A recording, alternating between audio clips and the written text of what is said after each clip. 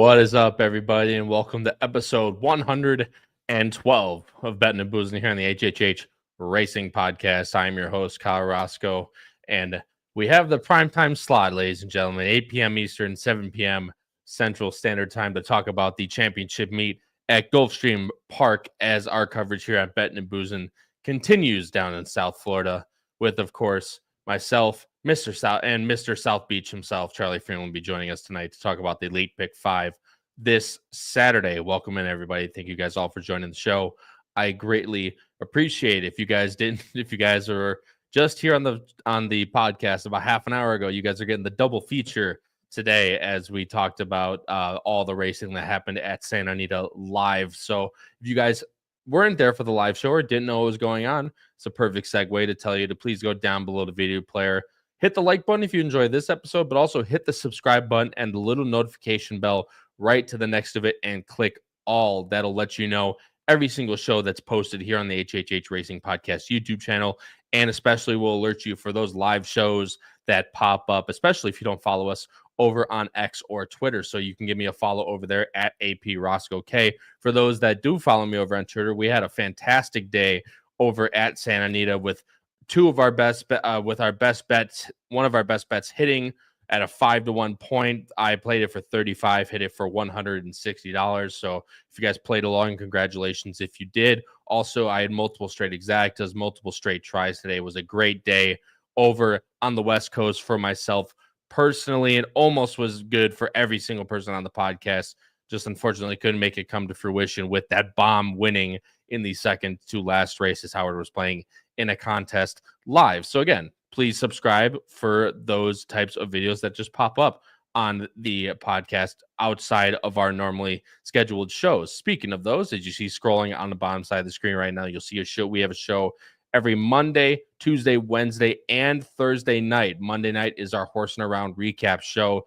Tuesday is our Pacific Horseplayers show with Ryan and Noah at 8 p.m. Eastern. We here on Bettin N Boozin are usually Wednesdays at 8 p.m. Eastern. Of course, yesterday was Christmas, and I'll talk about that in a second. And Picks and Ponies at 7:30 p.m. Eastern Standard Time.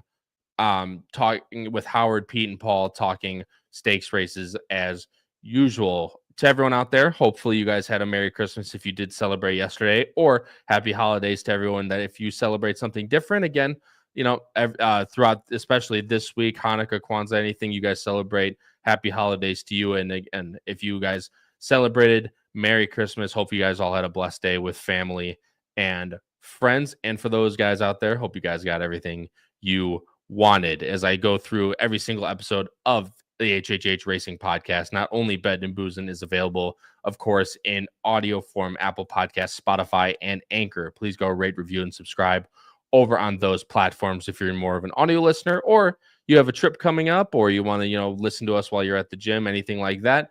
Apple Podcasts, Spotify, Anchor could be a place for you to do so. Still social, still going strong. TikTok and Instagram at Bettin N Boozin Podcast. So please go follow us over there. I post short form content, previews of races, our schedule for the upcoming week, our best bets, and everything in between. So please go follow us over there, as well as the Power Picks. This is our tip sheet that we give out every single Saturday. It's all done through Patreon, patreon.com/HHH Racing Podcast. It's $4 a weekend. It's billed $15.99 a month as it's done through Patreon. And again, like I said, every single Saturday, you get an email with a tip sheet of 2 full tracks of price plays, spot plays, pick 5 grids, everything you need to be successful on any given Saturday. We here at the HHH Racing Podcast have you covered with the Power Picks, patreon.com/HHH Racing Podcast. And that link is also in the description below. And you can see previous editions of those Power Picks before you buy them.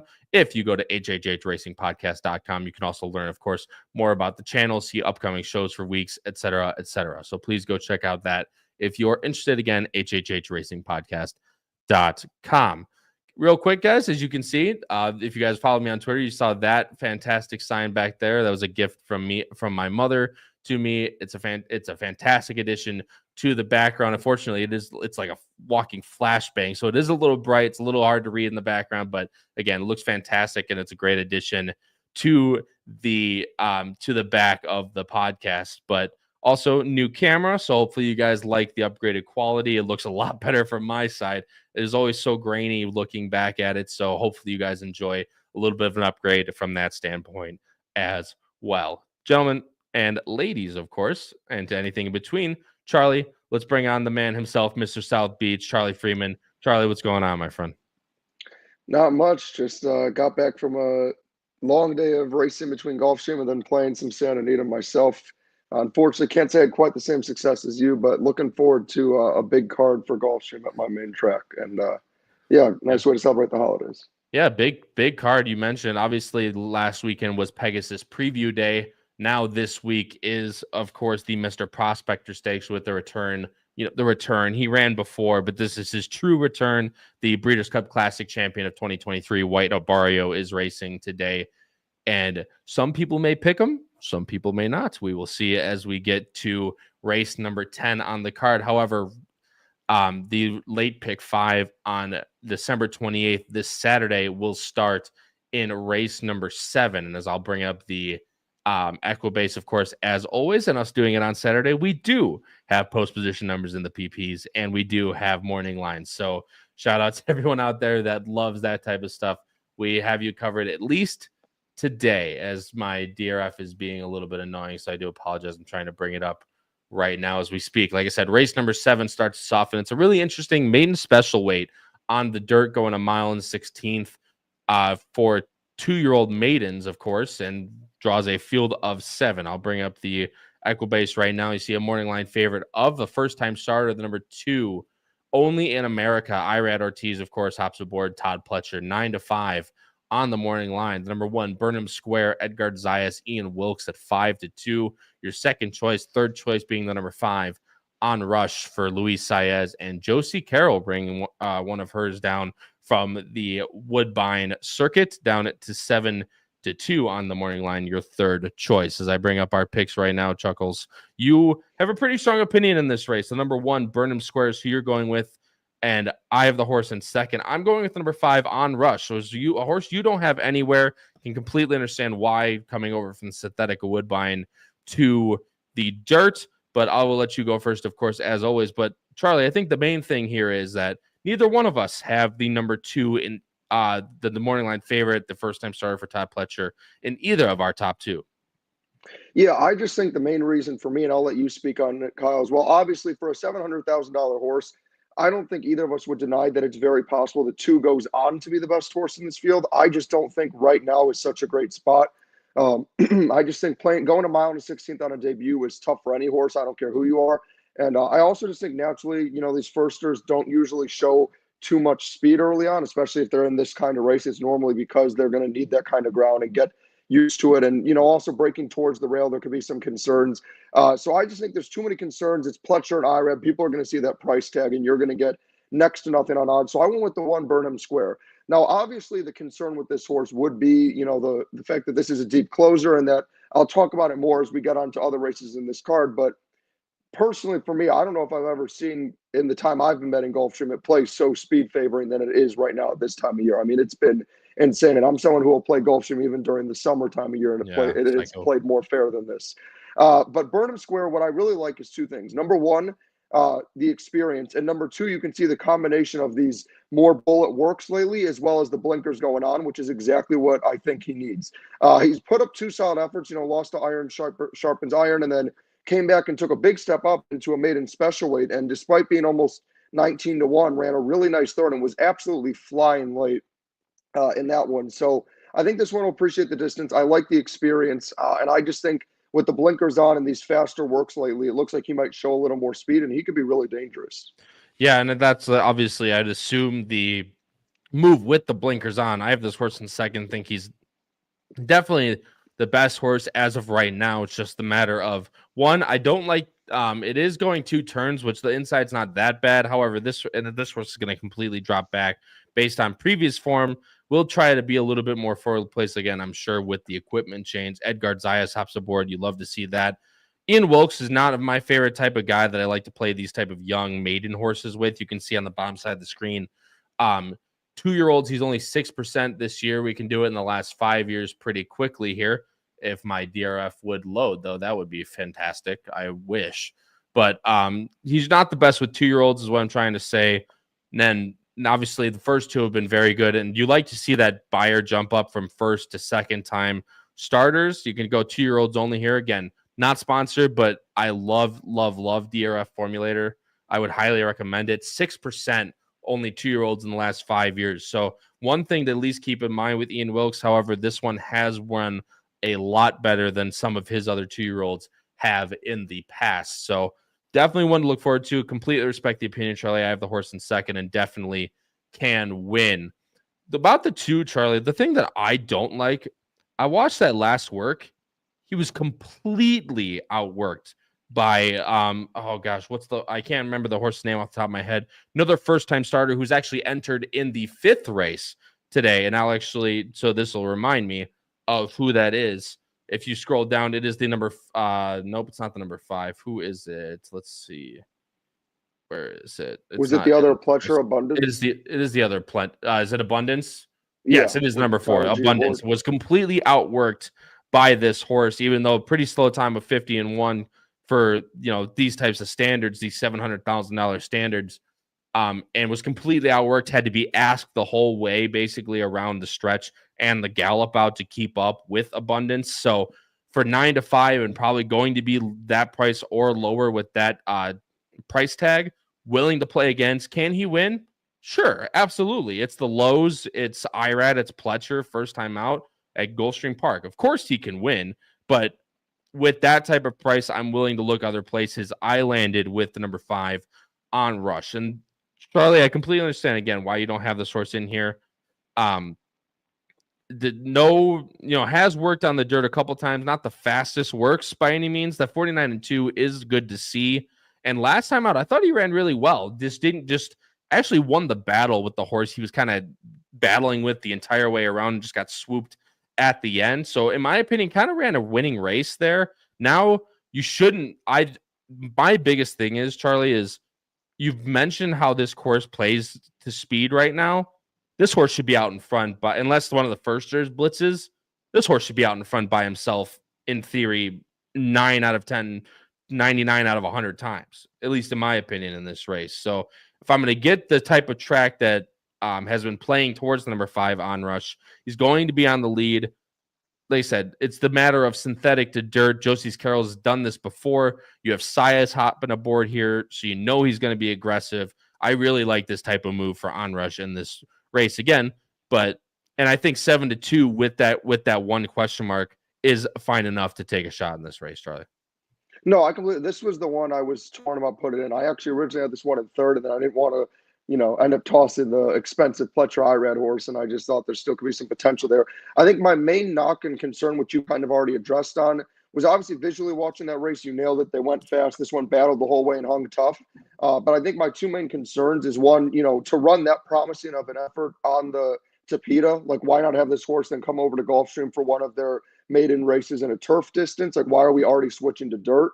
And then number 2, like you touched on, not that they're bad works per se, but just obviously, as you can see, compared to the Tapeta works, this one has been working faster on Tapeta than dirt. So I'm just not 100% certain or sold that he wants the dirt. That being said, as you mentioned, I even wrote in on my notes, looks like the clear lone speed, unless a firster breaks hard and could potentially get somewhat loose. The other thing that made me a little hesitant, and it's nothing against the 5 in particular, it's more so pushback about my 1, was, again, the faster works with the blinkers just makes me feel like they kind of understand to not let this horse get too loose. And I feel like even if all of the firsters don't really break with much, I just can't see the 1 letting this 5 get like 3-4 lengths and getting loose enough. I just feel like the 1 will save enough ground to stay with, within distance. But that being said, at a square price of 7-2, where I would guess you're probably going to get 3-1 to 7-2. Yeah. I would completely consider this horse and probably use this horse on a ticket.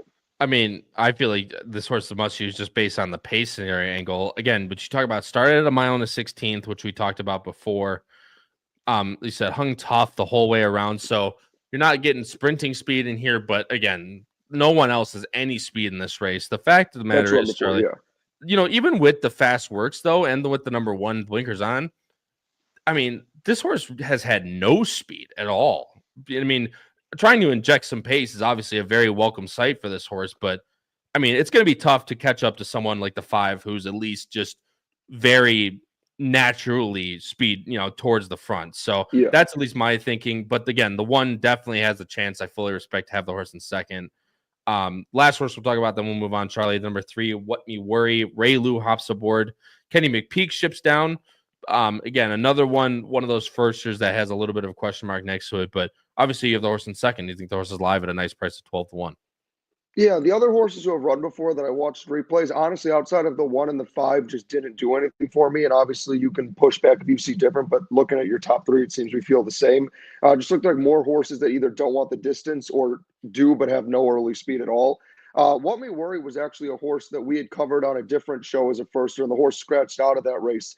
Which I guess would be my one concern is obviously, what was that scratch for? Was it that, McPeak maybe thought switching into this race was just a better spot? Was it some other concern? I know, again, his numbers aren't tremendous with firsters, but still is working well. I like the breeding on this horse, and I do kind of think that this is one that wants that longer distance. And I think you'll also get a really square price. That being said, I think the ultimate thing you have to look at with the 2 and the 3, which I'm sure you would agree with, is whenever you look at these firsters, you just kind of have to pay attention to the board. And I just think, and the other thing I will say I do like is I think Ray Lou has been a little bit of a pleasant surprise for me at Gulfstream. I know his numbers there, obviously, when you see the stat of 6%, don't look great, but he hasn't really been getting very good rides. And from what I was able to watch, he had a winner earlier today. Is when he has been put on horses that are live and have a chance, he's been putting up the best he can with them. A lot of times he's been on these longer horses, but it seems like he's starting to figure out Gulfstream. And again, I just think McPeak is good at putting horses in these spots. And if he scratched this one here, I think he thinks he has a real shot. Yeah, and no, absolutely. And obviously Ray Lou hasn't had the best start to the meet, but he's more than capable. So, and again, I agree with you completely. The other horses that have run don't really do much for me at all. I mean, McGordy ran a nice number last time at Churchill in a fast race, but was 100-1 and lost by 12 still. So got to put something together, and you're getting 100-1 last time and a 5-1 this time. Definitely not worth at least a play for me. So the 2 can run very well. I didn't like what I saw in the works, and the price is not going to be right. What Me Worry has a chance if he can come out and show some good speed, even though Kenny McPeak is not the best first time out. Onrush is my top pick. Like that horse a lot. Should be far on the lead by himself. But Burnham Square is Charlie's top pick, and with blinkers on, should be a little bit more forwardly placed. I'm going 5-1-2. Charlie's going 1-3-2 in the opener, the first leg of the Late Pick 5 on Saturday. Real quick, guys, did want to go to the chat? Didn't go to the chat earlier, so that's my apologies. Katie, of course, is here. My good friend Gray was in the chat earlier. Thanks so much, Gray, for joining the show. Greatly appreciate it, man. Paul Conlon, shards, baby, absolutely, Paul. Thanks so much, man, for joining the show. Shards won great off the 9-month layoff. Just getting up and did buy her top in that race. Got an 84, which is better than his last start earlier in the year at Keeneland of an 82. So 84 is much welcome sight to see. Hopefully he can take another step forward later. Who is that guy that gave out the 112 exacted? Like I said, Dave, we were on it today. And again, chalky day. So, I'm hitting the bets hard and we're hitting the bets good. I had a nice double in the middle with Johannes and Raging Torrent. That was my top play of the entire day, along with Howard. Howard cashed big on that one as well. So we played pretty well today, Dave. Thanks so much, man, for joining the show. Greatly appreciate it. Ray Cromley is here. Jeffrey Wilson is here. Jeff, haven't seen you in a while. Thanks so much for joining the show. Greatly appreciate it. And Jim Pillards, of course, is here. Everybody, thank you guys all for joining the show. I greatly appreciate it. And he said, Ray Cromley says, when Ohio State cashes, that is a square price. Again, they got to get past some good teams. They don't have a brief, they don't have a breeze like Penn State probably does at this point. But we'll see what happens. You know how I feel about that. So we'll keep it moving. Race number 8, guys, is the second leg of the Late Pick 5 on Saturday. And that's a nice field of 12 and a flat 5 on the turf, a listed stake. Of course, God damn it, Abundancia Stakes, Abundantia. I don't know, dude. This is the way it goes. I'm always the one tasked with saying these ridiculous names. I'm going 1-6-12. Charlie's going 5-12-1. So again, Charlie, with a winner that I don't have, or a winner that I don't have anywhere. However, we both have the 12 and the 1 somewhere. The 1 is my top pick. The number 5, Just a Care, Junior Alvarado and Brian Lynch, is 6-1 on the morning line.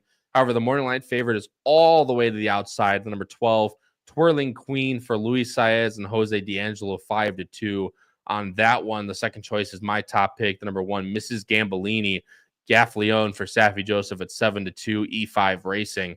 Third choice is the number 8, I'm About to Go, Frankie Dettori and Wesley Ward at 9-2. You're going with the fourth choice, as I mentioned, Just a Care for Brian Lynch. What'd you like most about this one, Charlie? Yeah, I mean, for starters, I think if you asked the public in our chat about who would be the one to not have a Wesley Ward horse in his top 3, I don't think they would have gone with it being me. But yeah, going into Just a Care, I think this horse makes a ton of sense. I mean, for starters, I absolutely love the work tab, just complete and utter consistency, 48-1, 47-3, 47-2. So I really like that Brian Lynch has this one working well. I also just like that Brian Lynch is going to take over because I think he's one of the most underrated trainers there is, and he does well here. And then another thing I just really like about Just a Care is I thought that race last time out was really impressive. It was certainly not an easy field.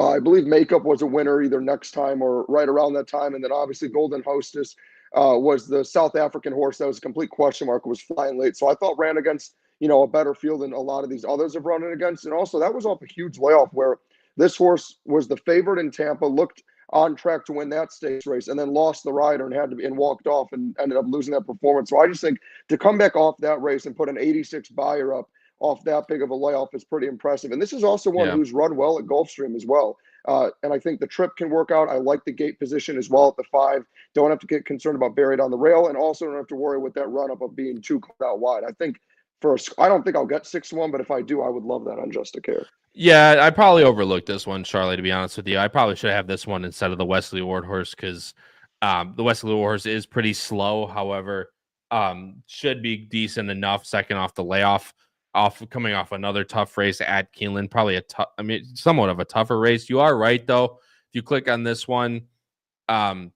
Makeup came back to win at an off the turf effort. However, though, still came back to win next time out.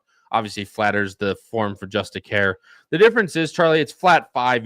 This one's there's going to be a fast pace in here. They actually have the 5 sitting off the pace in this race. They actually have him sitting the pocket in here, or her sitting the pocket in here, excuse me. With the 4 and the 6 going out first, as I zoom out a little bit, you get Moonlit Lady and Shoot Out the Lights, which is why I had the 6 in there. They say the 6 is the fastest of them all, but it's definitely not going to be an easy lead in that one. So I completely respect the number 5, probably just a little bit of an oversight on my part, but end up going with the 6 just because of what I assume is going to be the pace scenario, probably the fastest early, especially going to love the flat 5. I went with Mrs. Gambellini on top. This is a horse that I just thought could take advantage if they do run themselves out, which it should be very quick on the front end early. She's just going to sit the pocket, should have a really nice trip in this one. Might not even be the best horse, but might just completely trip out. This is one that won on debut in the middle of, the summer at Gulfstream Park, which obviously is not the best racing, especially in the summer. However, went to Kentucky Downs, didn't win, but still ran very well. Got enveloped in a hot pace there, only lost by 2.5.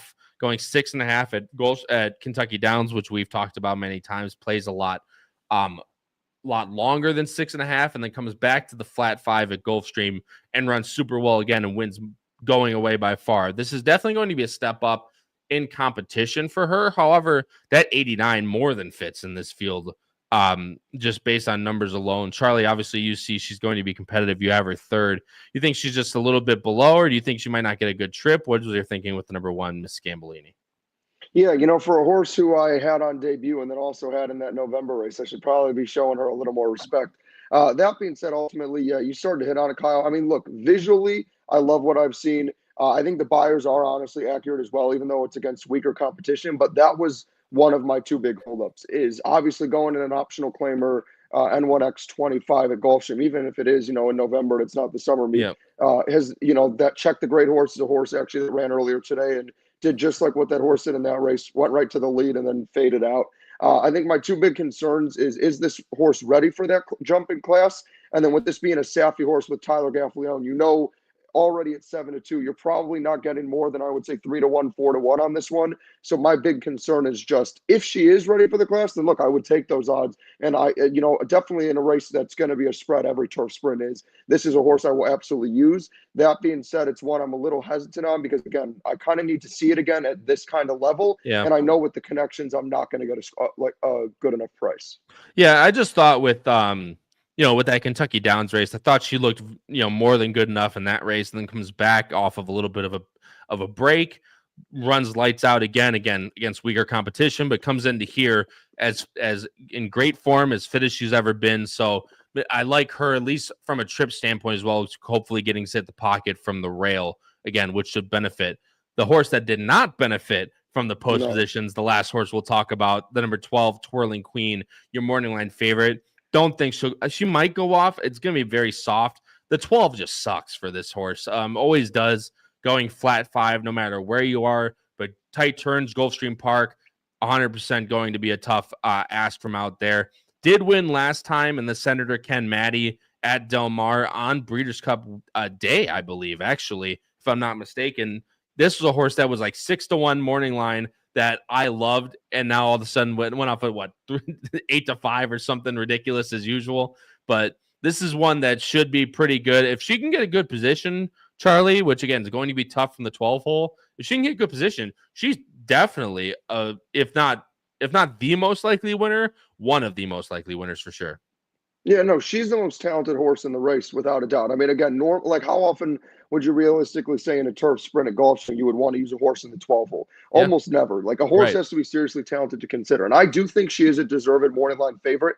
But like you said, I think one of the big reasons she might not go off as the favorite, I don't think it's because of the connections, because D'Angelo's been fantastic, and Luis Saez is one of the best jockeys in the world, especially for these kind of sprints. But like you said, the question is for a horse who has the right style for this distance, because she has enough speed, but also she doesn't need the lead, but she likes to sit close enough where you don't have to stress out about having too much work to do. The question is, can Luis get her in the right position, or is he going to have to use up too much horse to get her close enough? Or does he end up saying, you know what, I'm going to take back a little, but then have too much to do, and it's a horse that's not really used to sitting more than a length or so off the lead? So for me, there's a lot of questions that are not this horse's fault. It's questions about the post position. But as you said, that's part of the game that we play, where you have to acknowledge that. And then briefly on the Ward horses, because I know you had the 6, and then I know the 8's in here as well. I actually personally prefer the 8 out of the 2.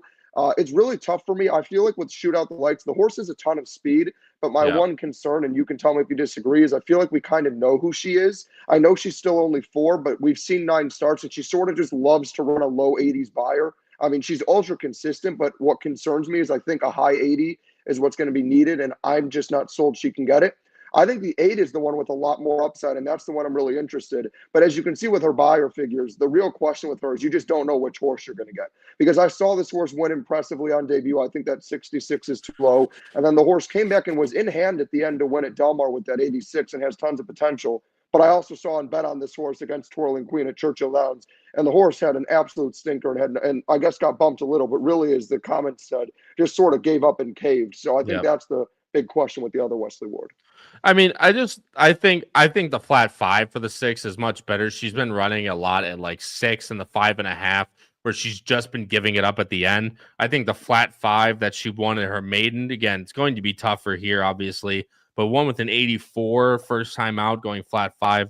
If she can just sprint out there, I think she can at least hang on for a piece. But again, with someone like the 8, lightly raced, and won at the flat 5 last time at Del Mar, I think it's just going to be a matter if someone gets the lead clean out, they're definitely going to have a chance to win on the win end. It's just a matter of, are they good enough to hold on late, as both of us think it might be a tough from that standpoint. I'm going 1-6-12.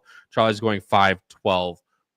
Guys, we'll move on to race number 9, and this is everybody's favorite time of the day, ladies and gentlemen. That is the synthetic racing. But this time it's at least not a $10,000 claimer in the middle of the sequence. It is a $100,000 handicap. It's actually a really nice handicap with a lot of returning faces in this type of division. It's a 9-horse field with the morning line favorite being the number 8 exact estimate. Gaffleone rides now for Chad Brown at 5-2. Second choice, the number 2 Skyro, Charlie's favorite horse, at 7-2. And third choice is Charlie's other favorite horse for them, the number 3, Jerry the Nipper at 9-2. And Charlie, I'm going to bring up the picks right now. We are both going with the favorite. I'm going to be honest. I'm sure you feel a lot stronger than I do. I hate it. I hate this. I swear, and actually, it was supposed to be 8. I didn't switch. It was 8-3-4, not 8-4-3. But either way, it's just one of those things, man. I'm like, I had Jerry the Nipper on top for the longest time, and I'm like, but he hasn't won in since early 2023, and I'm not putting this horse on. But then Irad, we'll talk about it. But I'm not the biggest fan of this pick. This is probably a very soft pick for me, but I know Charlie feels very good about it. Chad Brown, Gaffleone ran super well in the synthetic last year, however, earlier this year, but however, has not been seen since March. Yeah, obviously that's going to be the question, but I like that this horse has a steady work tab. Ultimately, where it landed on for me is, for those of you who know, I love Jerry the Nipper. I mean, I know this horse hasn't gotten it done, but I've chased this horse like crazy. It's one of my all-time favorite horses, even though I haven't gotten the job done. But my main concern, and I'll talk about that horse in a moment, is I just don't like the move to the Tapeta for this one. I just feel like to have back-to-back 90 buyers, I get that Irad stays aboard, but for a horse that's now 7, the work tab has been a little disappointed. I just don't really understand why this horse isn't running on the turf and maybe even trying to get ready for an undercard race on Pegasus Day or something. But I still had to respect the class. Now, going into exact estimate, I know you were hesitant, but I actually love this horse in the spot. I understand that Irad is no longer aboard, but ultimately Irad's guy, especially in Florida, is Pletcher, so that doesn't faze me at all. And quite honestly, I get a lot of people would say if they could have anybody at Gulfstream, they would choose Irad. I'm always going to be biased because he's my favorite jockey, him and shout out Rocco Bowen. But I love Tyler G at Gulfstream. This is his home track. I think Irad is the guy out of the two. I'd prefer New York, but if you're giving me a guy in Kentucky, especially like Kentucky Downs or Gulfstream, give me Tyler Gaffleone over just about anybody else. And then the other thing I just like is for this field, Exact Estimate's a relatively younger horse. And most importantly, he's a horse that naturally makes himself fantastic trips and always finds a way to be close to the lead. And I just feel for a track that's playing more speed favoring than ever, in a race that has lots of older horses that are naturally, starting to regress or not passing as much. And horses like Jerry the Nipper, for example, who I think are talented but are now trying a different surface. I just think a horse that's younger, in form, working fine, is going to create a great trip and has good experience on this surface. I just feel like everything's going to set up perfectly for Exact Estimate. And whether this is the most talented horse or not, I just think between the conditions, how the track's running, and the trip perspective, this 8 is going to be tough. And I saw that it shows that there's a fast pace, but personally, I don't see it that way. Gulfstream Speedway, by the way, is what I call this Tapeta track. But yeah, I mean, even if it's 7-8 out the top with Ruse and Exact Estimate, I mean, Exact Estimate can just sit off the 7 in theory. American Speed, I don't think is that. I mean, he's fast, but I don't think he's as fast as some of the others in here. Fly the W is going to be coming from the back. Yamato's coming from the back. Jerry the Nipper, it's going to be close, but definitely not as fast as some of the ones to the outside. So I agree. That's why I ended up landing here. This is, again, Grandpa Race 2.0. This is it's 6.0 at this point. Yamato's 7, Jerry the Nipper's 7, Skyro's 6, Fly the W's 8 now. Obviously, still running super well, but I mean, you have like 3 horses under 6. Like, that's crazy. Yeah, I like the horse to the outside. Again, lightly raced. This is now basically his start to his 5-year-old year. He obviously ran 2 times as 5 earlier in the year. However, this is going to be the first true test. And Chad Brown, look, it's Chad Brown at the layoff, guys. It's not exactly the biggest concern to me personally. The last horses we'll talk about, guys. Charlie mentioned Jerry the Nipper. I'm going to touch on him real quick. And I'll let you talk about Skyro as the last horse we'll talk about. But Jerry the Nipper, again, Irad stays aboard, which I think is the most intriguing angle on this horse. Not up to the standards of someone like Exact Estimate, high and mid 90s. He's going to have to show improvement, and at 7 years old, I'm just not sure he is who he once was. But for a race that he's going to set a nice trip, I think he's worth at least a look underneath in your exactas and trifectas. Yamato's that same type of thing for me. He's 7 years old. That last 94 was actually very good, but did get a very easy trip around the track. So now coming into this spot, there's going to be tougher competition. but he has shown that he can put it together and is 9 for 10 in the money at Gulfstream Park on the Tapeta. So I could not leave him out. Fly the W. I mean, what's there to say about this horse? He's 20 for 44 on the win end. He's 37 for 44 in the money. Basically, leave him out of your exactas and trifectas at your own peril. So Fly the W definitely have to be an include underneath for me because, you know, he always brings his run late. Last horse we'll talk about, Charlie's number 2, Skyro. Horse that was actually very, very good on this Gulfstream Tapeta last year and earlier this year for that matter. Then switched over to Kevin Attard, ran at Woodbine, did not run as well on that poly track as he did here. Now comes back, I think, to what he's most suited to do at this handicap type of level at Gulfstream Park. Yeah, and I think honestly, Skyro and Jerry the Nipper are really the main 2 wild cards in this race. Because obviously with Jerry the Nipper, it's going to be, you know, how does he take to the Tapeta? And I think with Skyro, the reason this horse is a wild card is obviously, you know, now he's 6. But as you touched on, I mean, the thing that we always used to joke about and get annoyed with Skyro is how good this horse has been at working out perfect trips at Gulfstream and just sitting right off. And that's when he was at his best. Is the difference is you can see in those races at Woodbine, they didn't go very fast, and he was 7 lengths off the lead. That's not his stuff. You look at his Gulfstream races where he actually ran well at the Tapeta, he was within, you know, 2 or 3 lengths and was sitting just off. And you see, like when he lost to Exact Estimate by a neck, he was never more than 3 lengths off the lead. You see the race where he won at Gulfstream, even though it was a fast pace, he was a length and a half off the lead. So I think what's going to be really interesting to me, and I'm sure you would agree on this, is now back with Brian Lynch. And, you know, had a 48-2 workout, which is pretty solid. Does he have Skyro back in a position where, even though it shows with, you know, that early and late form that it would look like he would sit back, obviously, and I saw it was mentioned in the comments as well, Jim pointed out, you can't really afford to sit that far back. So I think the question is, if Brian Lynch has this one ready to go back to those somehow always Skyro perfect trips, sitting a couple lengths off the lead, I think this horse is super dangerous. I think if we see him break and he's immediately in the back, you know it's over. But I think if this one can get back to those stalkerish trips that he did, you know, in early 2024, Skyro's dangerous. Yeah, it's just a matter of, right, he's 6. It's the same type of angle with all the rest of them, right? He's 6. He just, you know, he ran 95s, 94s, 98s last year. Didn't show it through all last year, and now it's going to come off a little bit of a break at 6 years old to try and re-rally again. Again, 7-2 is definitely not someone I would want in that type of situation, but completely understand if he has a ton of back numbers. So if he can, it definitely makes a ton of sense. I'm going 8-3-4. Charlie's going 8-3-2 in race number 9, the 3rd leg of the Late Pick 5. Charlie, we'll move on to race number 10, and this is your feature of the day. It's a very, very a nice race. The Mr. Prospector Stakes, a grade 3 going 7 furlongs on the dirt, 1 turn, going with a field of 12 and headlined by the man in the thumbnail, everybody's Breeders' Cup Classic winner in 2023, the number 10 White Abarrio. Irad takes the mount. Safi at 3-5. Second choice, the number 6 Mufasa. Say it again, Mufasa. Tyler Gaffleone, Nacho Correas at 9-2, and third choice goes way up from there. 10-1 is your third choice. Number 9, excuse me, Illuminaire for Luis Saez and Todd Pletcher. Charlie, you did go with White Abarrio. I mentioned that some people might not have.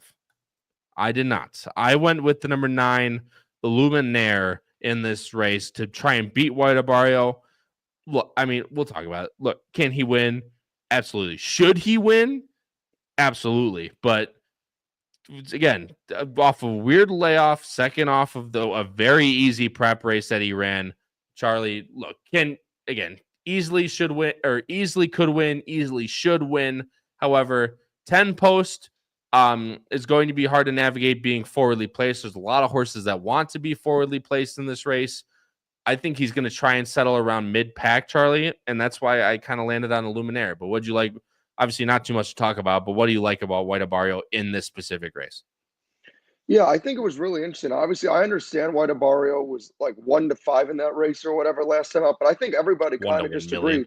You know, going back to the Safi barn again, going back to his favorite track to run it in the world in Gulfstream Park, that was kind of like it. This is it or not. You know, I mean, I don't care what his odds are in that race and if he was expected to win or not. I think everybody would agree. You know, if he didn't run well in that race and he lost or even won narrowly, people would be like, yeah, White Abarrio's finished. But he didn't just win. He broke poorly where I was like, oh boy, maybe he is finished. And then went on to win by 10. And I don't care who you're running against. It's not like he was running against maiden claimers. It was still an optional claiming in November. We're approaching the winter meet. and he wins by 10 going away and looked more like the White Abarrio we're used to. And I think the reality is, yes, I absolutely hate the 3 to 5 price. I wouldn't touch the horse vertically, but horizontally, I think this is one where you either have to take a complete stand or you take a stand on your main ticket and then play a backup without the horse. But the reality is, if there's any track in the world where I want White Abarrio, it's Gulfstream Park. I mean, the horse is 6 for 7 here. There's no other way to put it. He gets it done when he's at Gulfstream Park. And that's a huge angle for me as well. He's working forwardly. IRAD is great here. I like the connection again with Safi again. And I just trust that he's going to make sure to put this one in a good spot. Again, don't love the price. And I think there are some others that make sense. And I don't think he is 3 to 5 in this spot. I don't think this field is that bad by any means. But look, he looked the goods again, and he's back on his favorite track.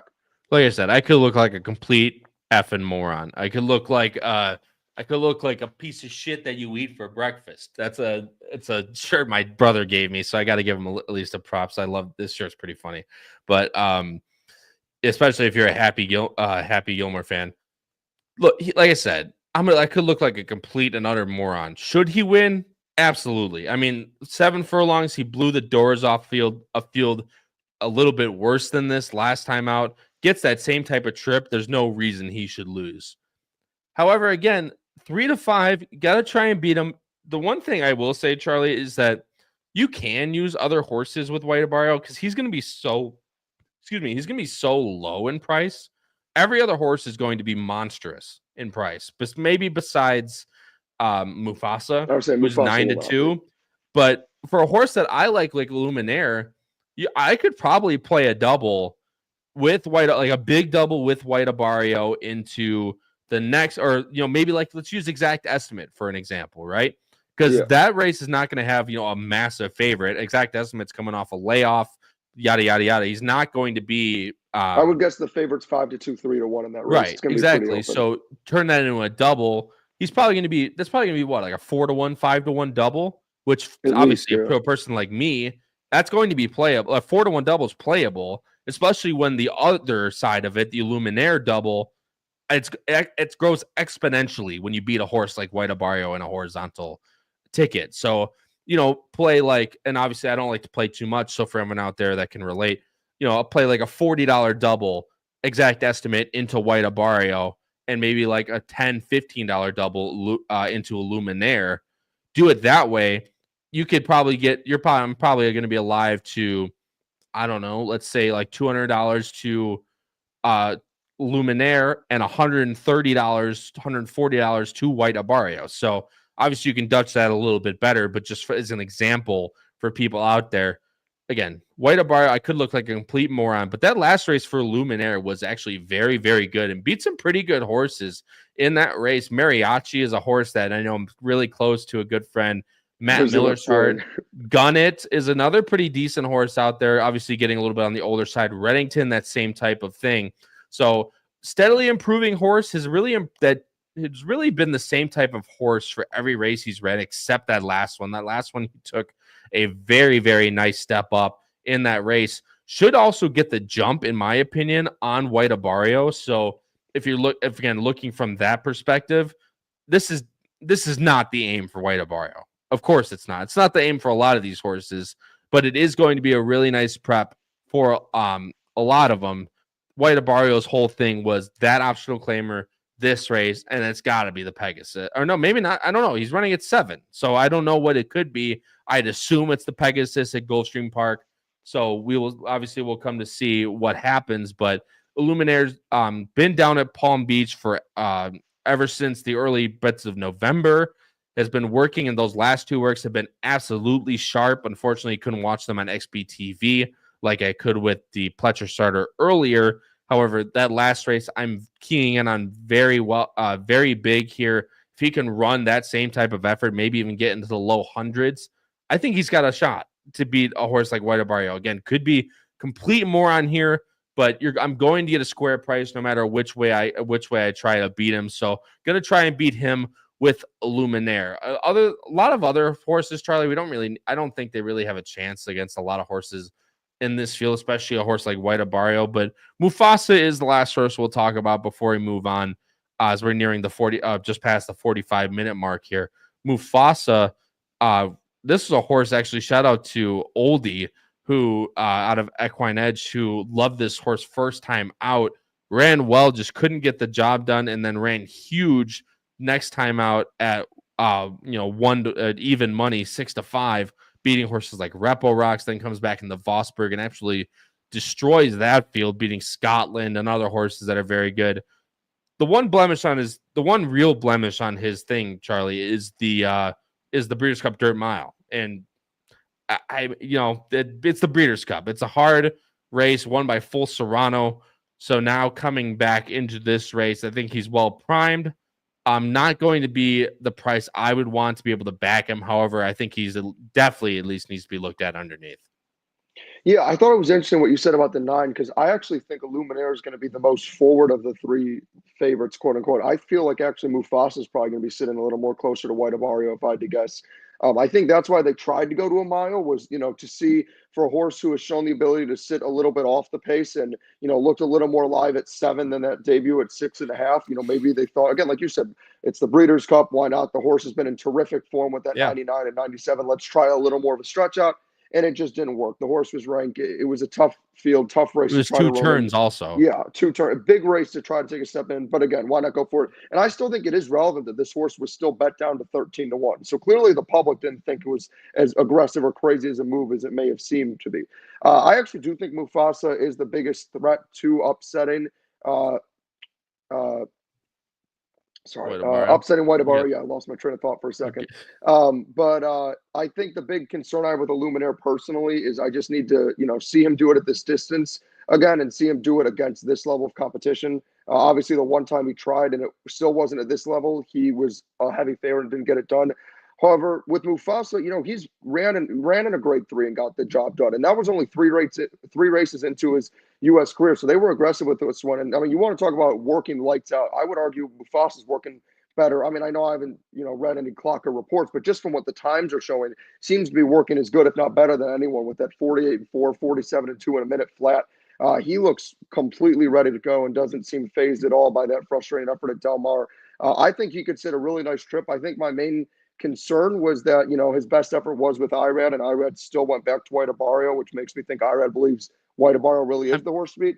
But look, this is one who's 10 for 14 lifetime, had 1 bad race, and if you draw a line through it, very much so looks on par to have a chance at White Abarrio.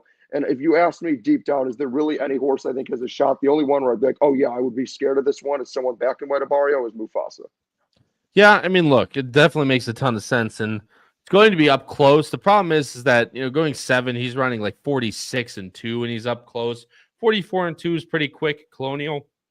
But, I mean, like I said, it's going to be a race to see who can get the jump on White Abarrio, and it's whether they're good enough or not is the true question. Mufasa definitely, I think, is needing of a look. Might be better than Illuminaire is right now. However, I'm at least banking on that he can take another step forward off that 98. So should make at least a ton of sense from that regard. But however, Charlie and I think it's a 3-horse race and actually pretty tough rendition of the Mr. Prospector. You have horses like Mr. Skylight, who ran a really nice race last time out, but again, really has to improve. Super Chow has run very good races in the past on the lead. However, is going to have to show that he can go back to that while still being not being loose on the lead. Gordian Knot is a horse that actually worked with the Illuminaire. And they worked pretty similarly, in my opinion. So that one could be one to look at. First-time trainee for Todd Pletcher off of the Jamie Ness barn. Mufasa, we talked about. Little Vic is one that's going to show some speed as well and has had, a 90 buyer in there. But again, have to improve. Illuminaire, White Abarrio, Shaq Diesel is going to be a tough ask, and Carmel Trip, the same type of thing. So Charlie and I think it's a 1-horse race, then coupled with 2. I think he could be beat. Charlie thinks he's going to win on the win end, but the 6 and 9, I think, shouldn't be overlooked. And if you get a square enough price, you might be able to play all of them. Obviously, a lot heavier on White Abarrio, as he's going to be a very, very heavy favorite in the Mr. Prospector Stakes. I'm going 9, 10, 6. Charlie's going 10, 6, 9. So let's see if we can get some prices home here in the last race number 11, and that is the last race, of course, of this late pick 5 allowance optional 25,000 going a mile on the turf. Another full field, guys. That's why Gulfstream's great this type of year. Field of 12. Morning line favorite is the number 5, Leo Toro. Drayden Van Dyke for Brian Lynch at 3-1. Second choice, the number 11, Candy Gray, Edgard Zayas, and Safi Joseph at 7-2. Third choice, the number 4, Catalyzed for Tyler Gaffleone and Chad Brown. As I move over the picks here, and you'll see Charlie and I are both going with the same top 3, however, in completely different order. I'm going with the number 4, Catalyzed on top for Gaffleone and Chad. Charlie is going with the number 6, Lady Mary, a German-bred horse for Edwin Gonzalez and Jack Sisterson, who's going to be a pretty square price of 5-1. So Charlie, I'll let you talk first, of course. What'd you like most about the number 6, Lady Mary? Yeah, I really like Lady Mary in the spot. And I think for a card that looks, to an extent, if we're being honest, somewhat chalky in some of the other legs and more narrow, where you, like you were saying in the last race, you got to take a stand. I think this is the other race, this one, the exact estimate race, where the favorite's going to be a very reasonable price, and you're going to realistically be able to go a few horses deep here and still get paid, even if you use some chalky horses earlier. What I like a lot about Lady Mary, for starters, I always talk about one of my main angles with whenever it's a horse overseas is I usually do not really care about their first effort in the U.S. I always think they need a race to get adjusted unless they're a true monster. And I think to throw this one straight into a grade 3 shows just how much they thought of her.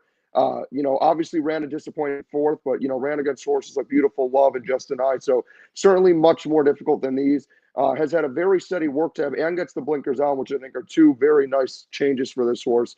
And then, last time as the favorite was just sitting off on reasonable fractions and couldn't quite get there. I know, again, as I talked about with Gulfstream being more of a track that is speed favoring, those would seem like some concerns. That being said, I don't see a ton of speed in this race. And for a horse who's working very forwardly now, has gotten a couple starts under the belt, has had a race now on the Gulfstream track, and gets the blinkers on, I think she's going to show more speed in this race, and that's what Jack Sisterson's trying to do.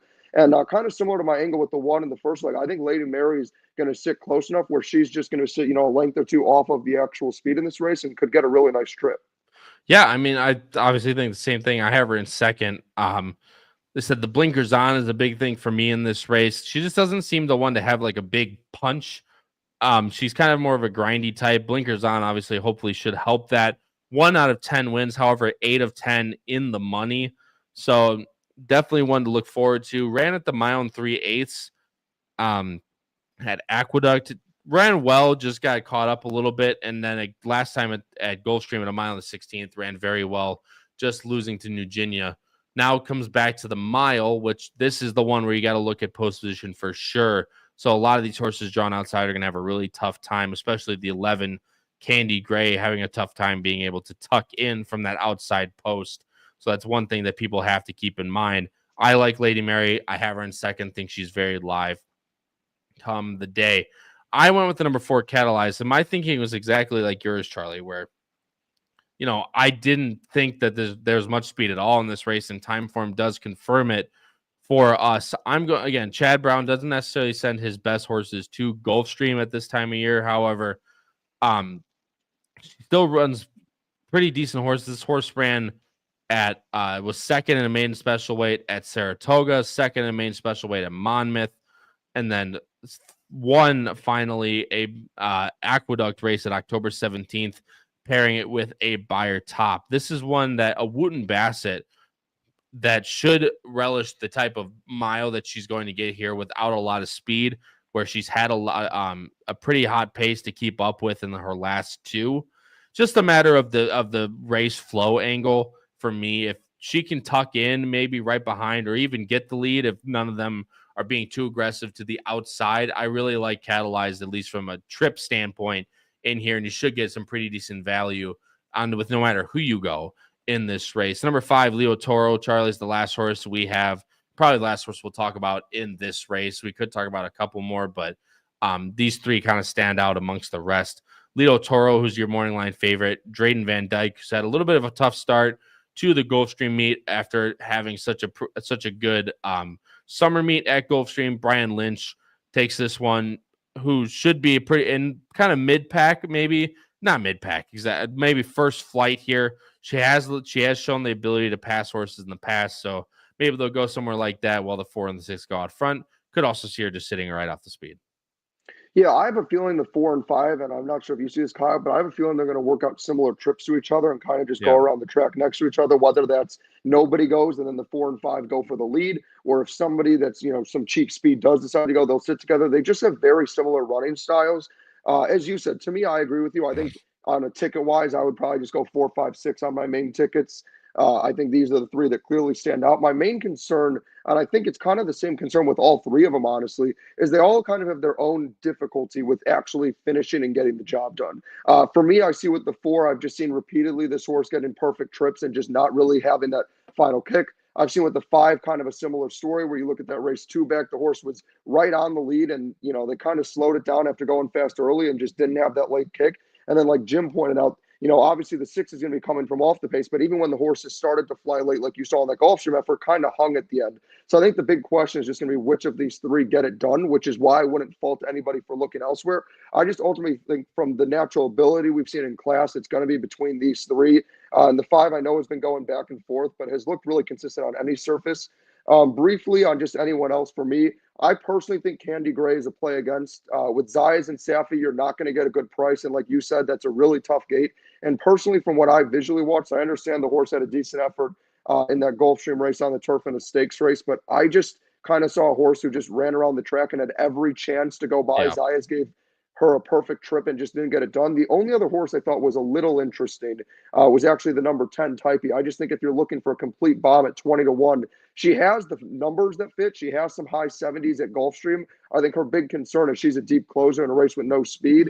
But we always talk about it in the races where we say everyone's going to go and then no one goes, and vice versa. Those races where we say there's no speed and then some bombs end up sending. You're like, what is going on? I think if you're looking for a price, the 10 is at least worth something to think about at 20-1 for Antonio Sana. Yeah, something like Santa Anita today. Yeah. But I digress. Yeah, no, look, could happen. I think this race is very tough. And like I said, with 3 very evenly matched horses that don't really show, that type of improvement that we want to see. I think the 4 was the one that had the most like that. So that's why I ended up going there. However, definitely can be a lot of ways you can go in the finale at Gulfstream Park, which to close out a horizontal sequence is something everybody loves. I'm going 4-6-5 and Charlie's going 6-5-4 in the last at Gulfstream Park. Again, guys, if you guys are enjoying the episode or you find yourself coming back and watching us and you aren't subscribed, why not? You're already coming back anyway. Please go down below the video player. If you're liking the show tonight, please hit the like button. It's the easiest way to help out the channel. It's completely free to you. And again, just shows us you are enjoying the content. Also, hit the subscribe button and the notification bell so you never miss a single show here on the HHH Racing Podcast, including live shows just like the one we did for Santa Anita today. Charlie, we'll move into best bets here as we're making some really good time for once. You don't have Patrick here. All of a sudden, we start going faster. It's crazy, even though we joke on you for talking a lot. You're going race number 7. Talked about it. Winning number 1, Burnham Square, to beat the first-time starter as the morning line favorite. And race 9, a very skinny late pick 3, going single by 2. That is a single on exact estimate, singling White Abarrio, and then going with Leo Toro and Lady Mary in the last. Yeah, so starting with Burnham Square, I mean, again, the ultimate question is going to be in a race with a bunch of firsters, do any of them freak? And then also, is there enough speed to prevent the 5 from getting loose? Again, I just like the workout pattern, and I also like that the blinkers are on, and I thought that last effort was as visually impressive as the bio jump indicated it was. I think Burnham Square sitting on a big effort. And, some would say irresponsible wager of the week, possibly? We got to see what the odds are. I got to wait. Kind of seeing one of the first that I read horse at like 3-5. We got to rethink things. That being said, actually, my irresponsible wager was going to actually be exact estimate. That being said, I realized it went into White Abarrio, and I realized that would be too chalky of a double. So I said, let's just turn it into a pick 3. So then, I went very skinny on my ticket. I would realistically play a backup ticket as well with the 4 in the leg. I just think because it's a Chad Brown horse and it's one I'm a little hesitant on, I think that one will go off as favorite, and I won't get enough value for my liking. So ultimately, I went 8, 10, 5, 6. I think exact estimate, I get that there's the layoff, but is young in that race despite being a 5-year-old and has showed the speed and the ability on the Tapeta. I think that one will work out a nice trip with Tyler G and should get it done. White Abarrio, like you said, you got to take a stand somewhere. Either you're with White Abarrio or against the horse. Ultimately, I'm with him. I believe what I saw in that effort, and I think he's going to come back ready to go and try to progress to another big race, whether it's the Pegasus or something like that. And then the last race, which we already talked about. But again, I just think the 5 could sit a nice trip, and I think the 6 is the one that has the most potential to take a big step forward. So that's my skinny late pick 3. Yeah, no, look, like I said, you'd love to stand on your opinions. You said the 8-10 might be a little bit too chalky, so you're trying to go pick 3, and you like, obviously, and even if you throw the 4 in there, go the same the top 3 might get still a decent price going at the $10, $20 pick, or not, yeah, $20 pick 3 rather than going with a $40 double, just 8-10. So Charlie, good luck with your best bets. Funny enough, I'm going with a different horse in that morning, and that first race we talked about Onrush, and that the on paper pace scenario that this horse should be on the lead by a couple lengths, I would hope. And obviously, coming over from synthetic, it's a question mark. However, looks to have a very, very nice pace scenario to deal with, and can take them all the way at a nice price of 7-2 there. And again, I talked about I'm against White Abarrio. Easily can win, but that double is not going to pay anything. Exact estimate could be the irresponsible wager of the week at 5-2. That one is going to be my horse. If that horse is 2-1 or 5-2 or higher, probably 5-2 or higher, there's your irresponsible wager of the week for everyone that loves to keep that that segment afloat for us. And then going with Mufasa and Illuminaire, I think he's vulnerable. I just don't know if he's as good as he used to be, but look, he can easily win, but I'm not missing out on a whole lot. Like I said, the double's going to be what, 3-1 maybe from that 8, or no, what did I say, 4-1 earlier? 4-1's playable. Yeah. It just depends on if the 6 or the 9. If it depends on the prices, because if it's 4-1 versus like 12-1 and 20-1, like that's playable. You could play $40 White Abarrio, $20 Mufasa, $10 Illuminaire, or something like that. If you're willing to risk that much, I did it today with King of Gosford, and then a 35-1 shot won the race. So what's the point?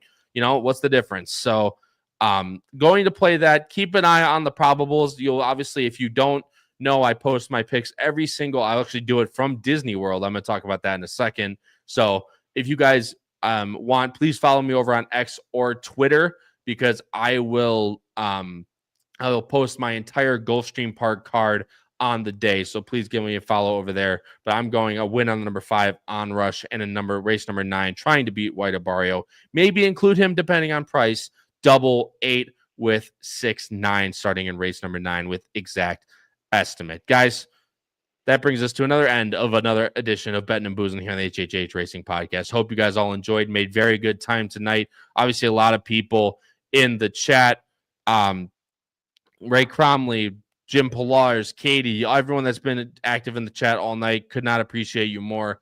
If you guys are watching this as a replay, please comment in the live chat your best bet or your best horse to win, like your most confident horse to win of the entire day. We'd love to converse with you in the comments section below. Also, if you have not, again, subscribe, hit the notification bell so you don't miss any new videos. But as I mentioned a little bit previously, I will not be on the show next week.